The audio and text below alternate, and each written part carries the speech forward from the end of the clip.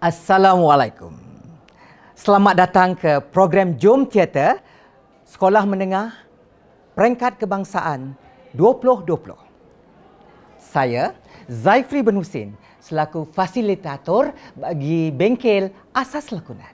Apakah takrif teater? Menurut Robert Cohen, teater adalah suatu gabungan kerja artistik di mana pelakon-pelakon meniru watak-watak berdasarkan skrip, ada tempat yang tertentu, secara langsung, persembahan secara langsung. Jadi teater ini terbahagi kepada dua, iaitu teater moden dan teater tradisional. Teater tradisional seperti Mak Yong, Mek Mulung, Bangsawan, Wayang Wong dan sebagainya. Manakala teater moden, dia mempunyai izm-izmnya yang tertentu seperti teater realism, absurd, surrealism, fitrah dan pelbagai lagi bentuknya. Apakah itu lakonan?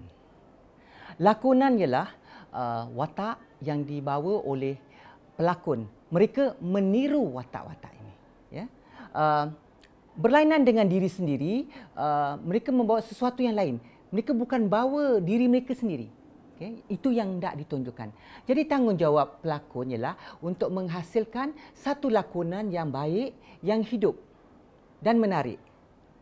Jadi bersama-sama ini nanti saya akan kongsikan tips untuk bagaimana untuk menghasilkan satu lakonan yang baik dan berkesan. Alat bagi seorang pelakon ialah tubuhnya, fizikalnya, pemikirannya, juga emosi. Pada tubuh, apa yang ada pada tubuh? Kita ada deria-deria pada tubuh untuk membantu lakonan. Jadi, deria apa yang kita ada? Melihat. Lihat. Mata. Mata. Mendengar. Mendengar. Telinga. Telinga. Menghidup. Menghidup. Hidung. Hidung. Merasa melalui lidah. Lidah. Lagi ada tertinggal ni. Sentuhan. Sentuhan. Okey, bagus. Okey, apa dia boleh buat kalau deria? Melihat. Apa deria lihat buat? Melalui gua. Melihat apa? Melihat suasana sekeliling. Melihat suasana keliling, melihat sesuatu yang jauh, yang dekat, ya. Okey. Mendengar bunyi yang bising. Bunyi bising lagi? Bunyi yang riuh. Riuh, bunyi perlahan, bunyi bisikkan. Okey, kita boleh dengar. Menghidup. Menghidu apa tu? Hidup bau yang wangi atau busuk. Oh, bau wangi macam mana kita respon? Wangi. Atau tiba-tiba kita terpijak tai kucing, slipper kita kan. Alamak, macam mana kita react dengan bau tadi? Betul? Okey. Merasa. Rasa pakai? Lidah. Apa yang you rasa? Contohnya bila kita makan pedas. Pedas. Minum-minuman yang panas. Panas lagi? Dan Apa jadi? Apa kita akan, body kita akan react. Akan bertindak balas dengan bahan-bahan tadi. Jadi, adalah penting kepekaan deria ini kepada seseorang pelakon supaya dia sedar dan alert. Ya? Kita lihat semula bagaimana tindak balas kepekaan deria ini kepada pelakon. Jadi, kalau saya katakan dalam satu ruang sekitar, ruang lingkup. Jadi, saya bagi assignment. Satu. Kita nak you buat, katalah you sedang minum teh ais. Macam mana? Saya nak tengok macam mana deria you react, hantar signal pada body. Go. Teh ais. Okey, maksudnya sejuk sangat teh ais tu. Reaksinya dapat terus. Tak payah hantar dialog, dia tu react. You tadi apa? Teh panas. Minum teh panas. Okey, kita buat teh panas. Oh, panas sungguh. Macam nak terbakar lidah dia. Jadi, dia menghantar satu signal, tu react macam tadi lidah tadi. Panas sungguh-sungguh. Okey. Mendengar orang menjerit. Menjerit? Minta tolong. Minta tolong, coba. Tolong! Tolong! Tolong! Tolong! Tolong! Okey. Dia react dengan body dia, dengan telinga dia. Apabila masuk gua. You nak masuk gua? Okey, tunjukkan macam mana masuk gua. Gua macam mana? Gua besar, gua kecil? Gua kecil. Kolong. Kecil. Okey, gua kecil. Macam mana deria you react dengan gua ni? Cuba. Oh, sempit sungguh. Oh, ada bau. Okey, payah nak jalan. Dia sentuh kaki dia, ada sesuatu berlaku.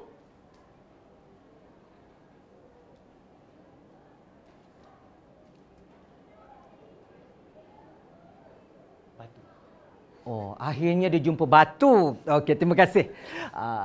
Jadi, ini contoh-contoh. Kita cuba lagi. Kalau saya nak you buat tempat yang licin. Dia sentuh. Licin. Ada sabun banyak. Sabun banyak. Okey. Concentrate. Body. Jalan. Cuba kontrol tapi licin. Cuba kontrol tapi licin. Okey. Maksudnya body dia, deria dia sentuh dia menghantar satu signal kepada body supaya react dengan apa yang berlaku. Jadi dalam lakonan, kalau dalam suasana yang licin, contoh, ataupun dalam lumpur, kata kita berperang di sawah, bertumbuk, tapi bagaimana lumpur di sawah itu memberi kesan cara kita bergerak. Ya? Jadi, tubuh kita secara spontan dan jujur akan react, memberikan tindak balas kepada kepekaan deria yang kita buat tadi. Adalah penting tips ini untuk menghasilkan satu lakonan yang baik kerana kesedaran kita terhadap body dan ruang kita. Begitu juga dengan fizikal kita. Ada fizikal yang bersedia. Maksudnya, fizikal kita akan sentiasa bersedia dalam apa jua keadaan dan persekitaran.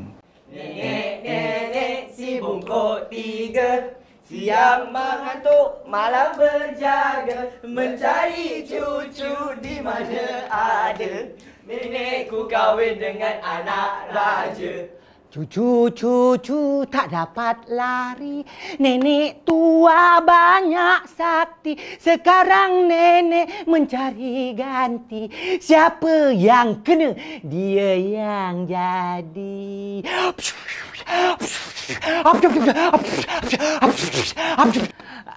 Dapat. Kalau nenek ada sakti, cuba teka siapa saya. Syahir! Betul!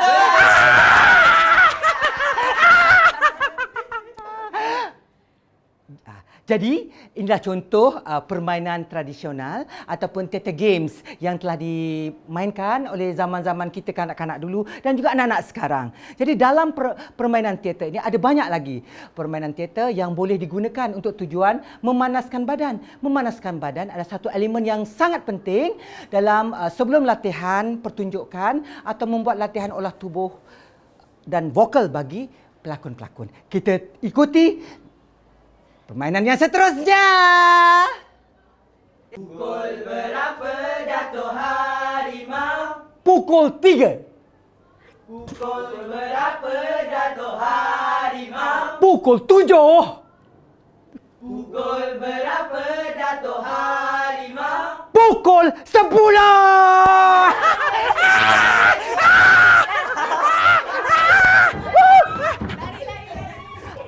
Dapat.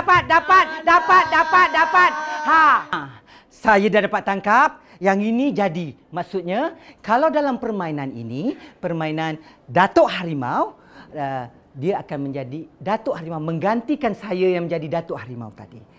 Tuan-tuan perempuan, adik-adik sekalian, permainan teater ataupun theater games ini sangat penting untuk membantu, memberikan tenaga, memberikan semangat kepada para pelakon supaya mereka lebih bersedia. Body mereka lebih bersedia untuk latihan yang seterusnya seperti untuk warm up vokal dan juga olah tubuh.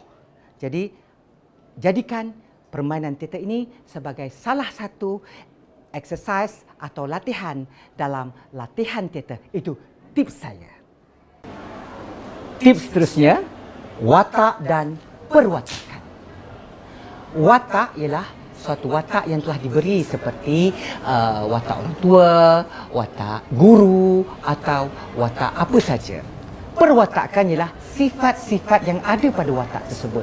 Tetapi untuk mengetahui sifat-sifat, mestilah kita tahu latar belakang pendidikannya, usianya, habitnya, adakah ia dihormati dalam masyarakat Dan watak ini mesti ada biodata dia, latar belakang dia, macam mana boleh menjadi seperti itu.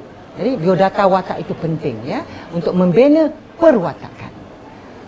Kalau dalam perwatakan ini mereka kena ada suara ya. Suara. Jadi suara ini digunakan dalam perwatakan tersebut. Katakanlah suara itu ialah berusia sekarang umur berapa? 15. Okey, suara 15 saya nak dengar. Cikgu, saya dah hafal lah. Ini 15 tahun. Saya nak suara 50 tahun? Cikgu, saya dah hafal lah. Kita cuba kuat lagi ya. Okey. Kalau umur 100 tahun? Cikgu, saya dah hafal lah. 150 tahun? Cikgu, saya dah hafal lah. Tu dia. Boleh dipercayai? Boleh. Jadi suara ini kita sesuaikan dengan umur dalam cerita kita, watak yang kita pegang, ya. Kita sesuaikan supaya ia boleh dipercayai dan penonton tak kata bohonglah. Baguslah, memang kena suara tu dengan watak dia. Walaupun kita muda. Okey? Berapa umur sekarang? 16. 16. Okey. Buat satu line. Saya nak umur 5 tahun. Mama, nak susu? 2 tahun setengah. Mama, nak susu? Boleh dipercayai? Boleh. Okey. Itu dia penting ya. Okey. Yang belakang kita tukar pula. Dalam perwatakan watak boleh juga watak manusia, boleh juga watak binatang. Okey, kita cuba. Kalau watak binatang, you pilih apa? Kucing. Kucing. Okey, kita dengar suara kucing. Dialog suara dia. Hai lembu, aku nak minta susu ni. Anak aku dah berapa hari tak minum susu. Miau, miau. Boleh kucing, engkau boleh ambil dari aku. Ada mu. Menjadi tak mu tadi? Menjadi. Okey, cuba kita gayakan sikit je. Boleh? Cuba kita gayakan sikit. Okey. Satu, cuba bayangkan macam mana watak dia. Cuba ke depan sini. Ke depan cikgu tengok. Dialog yang sama saja ya. Dialog yang sama. Kita beri pendekatan perhatian kepada suara binatang. Okey kok? Yang tadi. Okey, kucing kan kucing. Posisi dia. Kucing. Okey, pusing. Lembu. Okey, lembu je. Lembu posing maut kan macam mana? Lembu. Okey. Duduk sama macam kucing. Cuba duduk lain. Duduk. Duduk macam ni. Kucing ni. Gitu. Okey. Ni lembu. Okey, cuba go. Lembu, aku nak minta susu ni. Anak aku dah berapa hari tak minum susu ni. Miau, miau. Boleh kucing, kau boleh ambil susu dari aku. Okey, itu dia. Okey, terima kasih. Jadi kita nampak walaupun dia pertama kali dia buat, terus kita dapat rasakan yang dia ni memang betul-betul lembu. Kita dapat rasakan yang seseorang lagi lah kucing yang tak ada susu, dia tak cukup susu untuk anak dia. Ya, jadi adik pilih apa? Jerung. Labi-labi. Oi, jerung dan labi-labi. Oh, labi-labi dan jerung. Tapi kalau kat laut mesti bukan labi-labi, kura-kura, penyu kot Okey, penyu, suara penyu dan suara jerung. Okey, kita nak dengar. Jerung, aku lapar. Dari semalam aku tak makan jerung. Kau lapar ke? Lapar sangat. Itu dia. Simple tapi menarik. Jelas dan dapat dirasakan perwatakan yang ditunjukkan. Kita dapat percaya umur dia tua. Penyu dan suara yang tua dapat rasakan. Dapatkan suara jerung yang macam rasanya macam nak terekam kita kan. Itulah dia. Jadi tuan-tuan dan puan-puan, adik-adik sekalian, betapa penting watak dan perwatakan untuk kita mengenal umurnya, usianya macam yang saya sebutkan tadi supaya lakonan kita lebih menarik semasa dipentaskan. Kemudian saya ingin kaitkan dengan perhubungan watak. Perhubungan watak ialah antara watak-watak dalam sesebuah lakonan. Katakan watak abang, watak adik. Abang ni garang, tak boleh bertolak ansur. Adik ni baik tapi pendendam. Ada beza tak? Kalau seorang tu garang, seorang tu pendendam, kalau dia bercakap macam mana agak-agak? Dia rasa apa? Macam mana adik nak jawab? Takut. Adik rasa takut. Kalau dia rasa takut, macam mana dia respon? Baru tanya nama je dah takut dah. Mungkin tak? Kalau abang tu macam mana? Kalau abang yang garang kan tu, dia ikut suka dia. Macam mana kalau dia nak tanya apa-apa kat adik dia? Kau buat apa? Tu. Kalau watak lembu yang garang tapi dia watak lembu banyak susu, tapi lembu banyak susu yang garang. Macam mana agak-agak? Koru? Kau nak susu ke? Pergilah cari sendiri. Oh, garang sungguh. Jadi dia ada perbezaan ya. Jadi hubungan ini yang akan membezakan watak-watak. Perbezaan ini dan hubungan yang menentukan sebuah lakonan yang mantap dan menarik. Ya. Berdasarkan hubungan watak tadi, perwatakan antara pelakon-pelakon, ya, kita akan dapat lihat konflik yang berlaku. Konflik pertentangan antara watak. Jadi konflik ini yang menentukan graf naik turun dalam sesuatu permainan pelakon itu tadi. Jadi adalah sangat penting pelakon-pelakon mengenal pasti perwatakan yang mereka bawa. Suara yang mereka guna kena sesuai dengan watak yang dibawa, dan ini akan dapat menjadikan satu perwatakan itu menarik bila dipentaskan dan dilakonkan. Tips seterusnya, kajian watak. Kajian watak hendaklah dilakukan oleh pelakon-pelakon supaya dia mengenal betul-betul apakah watak yang dibawa. Ya, jadi sejarah dia macam saya katakan tadi. Lepas tu di mana watak ini, bila dia berlaku, apa yang terjadi, bagaimana, kenapa watak-watak ni jadi macam ni. Kalau kita kata where, when, what, why and how. Jadi kalau kita dapat menguasai ini, ya, kita akan dapat cari watak yang betul-betul yang kita akan bawa nanti, yang terhampir, ya. Okey. Dah. Okey. Ya. Okey. Tengok punya konten okey. Boleh? Okey, boleh. Okey, lepas tu terus masuk tips seterusnya. Boleh.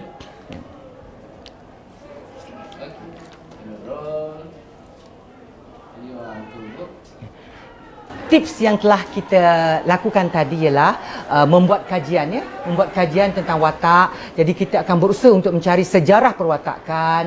Kita akan cari bila dia berlaku, kat mana dia berlaku, macam mana dia boleh berlaku, kenapa jadi macam itu. Kalau kita dapat menguasai perkara-perkara ini, kita dapat menghasilkan satu perwatakan yang baik dan menarik, ya. Jadi adalah penting untuk kita mengenal pasti siapa watak itu sebenarnya. Jadi untuk tips bagi menjadikan watak ini lebih baik, apa yang kita boleh buat, ada satu tip yang saya boleh bagi seterusnya ialah pengamatan. Pengamatan dimaksudkan yang kita mengamat. Mengamat ni maksudnya kita pergi di satu tempat, katalah dia penjual daging. Kita nak tengok macam mana penjual daging itu memotong daging. Dia ambil daging, dia buat apa? Ambil pisau, dia potong. Penjual daging. Kalau ikan macam mana penjual ikan? Dia akan buang sisik, buang apa. Kalau kita tak pernah tengok watak ini, kita pergi melihat, kita pergi tinjau. Oh, dipanggil mengamat. Oh, macam ini rupanya watak-watak ini watak-watak ini, ya, macam ini rupanya mereka. Kalau seorang pengembala kambing, macam mana cara dia? Oh, kita tengok dan kita bawa ke pentas. Kita bawa ke tempat latihan, tunjuk pada pengarah. Tunjuk pada pengarah, kalau pengarah kata sesuai, kemaskan lagi, kita kemaskan lagi. Itu tips yang saya dah bagi, pengamatan. Seterusnya ialah magic if. Magic if. Magic if ini dimaksudkan dengan kalaulah saya. Kalaulah saya, kita bayangkan, kalaulah saya menjadi seekor jerung, macam manakah saya nak bercakap? Macam mana saya nak berenang? Macam mana saya gunakan badan saya? Kalaulah saya, magic if, kalaulah saya menjadi seorang pembunuh upahan, macam mana saya? Jadi magic if tu ada satu terms yang digunakan dalam menghasilkan satu lakonan yang baik. Magic if, kalaulah saya. Seterusnya kita boleh membuat improvisasi. Improvisasi, saya rasa improvisasi pun telah dibengkelkan. Cuma improvisasi ni boleh dibuat secara improvisasi seorang, improvisasi berpasangan, improvisasi menggunakan perabot. Improvisasi maksudnya kita buat saja, tak payah fikir-fikir lagi dah. Kalau jerung tu nak pergi makan, Oh, gilgut nak makan. Kalau ini macam ni, kalau dia tu nak memukul, macam mana cara dia mukul? Kalau dia nak menembak, kan? Improvisasi, buat sahaja. Jadi maksudnya tidak ada salah, tidak ada betul. Tetapi kalau kita melalui proses-proses berkali-kali, kita akan dapat hasilkan satu lakonan yang menarik dan baik. Ya. Seterusnya ialah imbas kembali. Imbas kembali, kalau kita menghadapi kesukaran, untuk mengeluarkan emosi. Jadi kita akan mengingatkan kembali semasa kita zaman-zaman dulu-dulu, pernah kita menangis yang paling teruk, pernah tak? Pernah gembira yang sangat gembira? Pernah kena marah yang paling kena marah sekali? Pernah kecewa yang paling kecewa sekali? Okey. Pengalaman-pengalaman ini kita simpan dan kita gunakan. Katalah dialog tadi apa? Saya sangat lapar. Saya apa? Saya sangat lapar. Okey, katakan dialog. Saya sangat lapar. Cuba perasaan you yang paling kecewa dalam hidup pernah tak? Masa bila?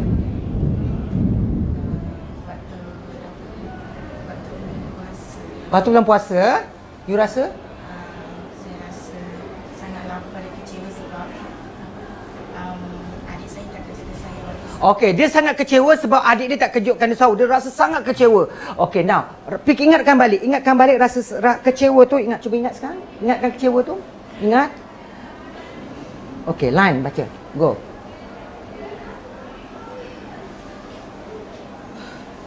Laparnya. Kenapalah adik aku tak kejutkan aku?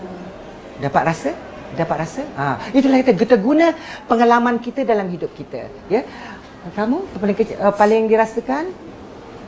Kecewa. You pernah rasa kecewa? Tadi saya tanya apa? Kecewa. Okey, cuba. Kecewa masa bila? Bila saya tak dapat apa yang saya nak. Tak dapat apa yang nak. Apa berlaku pada kamu masa tu? Saya sangat kecewa. Dan apa berlaku pada kamu? Bila sangat kecewa tu apa berlaku? Down. Rasa down. Lagi? Rasa marah. Okey, ingat balik perasaan tu. Okey, ingat balik line yang sama Dah ingat? Hold. Tak ingat apa yang you rasa? Ingat? Go. Kenapalah? Semua tak nak dengar cakap aku. Aku nak ni, semua tak boleh. Okey. Mungkin ada sikit, tak cukup. Ada sikit tapi tak cukup. Tapi ini contoh, Dia punya feel dia tak cukup. Tapi kita kena ingat lagi. Ya? Yang you nak tunjuk apa? Apa? Gembira. Gembira yang macam mana? Gembira yang gila-gila. Okey, macam mana gembira gila-gila tu? Masa bila? Masa spend time dengan family. Spend time dengan family. Okey, line, go. Ingat balik rasa tu, go. Ayah, saya nak bernyanyi boleh tak ayah? Ada, tapi tak cukup. Okay, ini kali pertama. Ada rasa tapi tak cukup. Ya? Yeah? Tak cukup. Ya? Sedih. Sedih, kenapa? Sebab sedih. Dia sedih sebab ayah dia tak ada. Ayah dah tak ada masa ayah baru meninggal. Okey, kesedihan masa ayah baru meninggal. Okey. Imbas kembali atau memory recall, kita ingat pada situasi itu. Okey, cuba ingat balik situasi itu. Okey. Dah ingat? Okey, line. Ayah, kenapa ayah tinggalkan adik dengan... Kenapa ayah tinggalkan adik cepat sangat? Adik rindukan ayah. Ayah, adik sentiasa rindukan ayah. Ayah, pergilah dengan tenang. Adik sentiasa rindukan ayah. Hold. Ambil dialog, saya sangat lapar. Gunakan perasaan yang ini. Sangat rindukan ayah tadi. Perasaan tu? Dah 2 hari aku tak makan. Tak ada siapa-siapa pun yang nak tolong aku. Aku lapar. Lapar sangat. Maksudnya sampai berkesan, menusuk hati dan perasaan. Hanya digunakan teknik yang saya ajar Memory recall, imbas kembali, pinjam perasaan tu, kita pinjam perasaan tadi, kita letakkan dialog kita kat situ. Faham? Okey. Ini antara-antaranya yang dapat saya kongsikan kepada adik-adik sekalian, tips-tips untuk membina bagaimana kita untuk membina satu lakonan yang baik. Sebenarnya banyak lagi teknik-teknik yang boleh digunakan. Tapi untuk kali ini sampai di sini dulu dan kita akan pergi kepada tips seterusnya. Tips seterusnya, subtext. Dalam sesuatu skrip, dia ada teks dan dia ada subtext. Teks ialah line. Line ataupun dialog yang tertulis. Ya?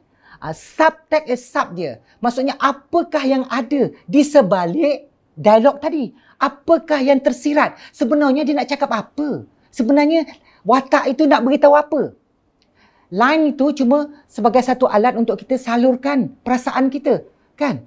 Jadi apa sebenarnya? Apa yang tersirat? Bagaimana perhubungan antara dua watak ini? Jadi dalam subtext ini yang menentukan menarik atau tak menariknya sesuatu dialog yang kita lafazkan. Sebab dia menghantar maksud perwatakan yang dibawa. Sifat-sifat yang dibawa. Dan kita kena keluarkan subtext ini supaya ia menarik. Sebab ramai orang di luar sana, penonton, menonton teater kerana dia nak mendengar subtext. Sebab subtext itulah menjadikan satu persembahan itu menarik, dialog dia menarik, ya. Okey, itu. Jadi dalam sesuatu line yang kita sebut tadi, dia boleh juga monolog ataupun dialog. Kalau monolog seorang. Monolog seorang. Kalau kita berdialog maksudnya dua orang atau lebih. Ya, dua orang atau lebih. Jadi pergi kepada teks yang saya dah berikan. Ini teks ini dipetik daripada skrip Ashura karya Johan Jaafar, ya, Johan Jaafar. Jadi kita belajar sebelum kita boleh menyampaikan teks ini, subteks, kita kena tahu pasal sebutan. Sebutan kita mesti terang dulu supaya sampai kepada penonton. Okey. Now kita pergi kepada line yang pertama, mari kita sama-sama baca. Matt, watak Matt Siapa Matt tadi? Matt dan Matt. Coba. Matt dan Matt. Kita sama-sama baca satu persatu mengikut suku kata dulu. Go. Bini kau ke mana? Udin. Kebun. Belum balik lagi. Abang nak jumpa dia ke saya. Kau pasal apa? Kenapa tak bawa budak-budak datang ke rumah? Budak-budak tak mahu. Budak-budak tak mahu ke? Kau tak bagi.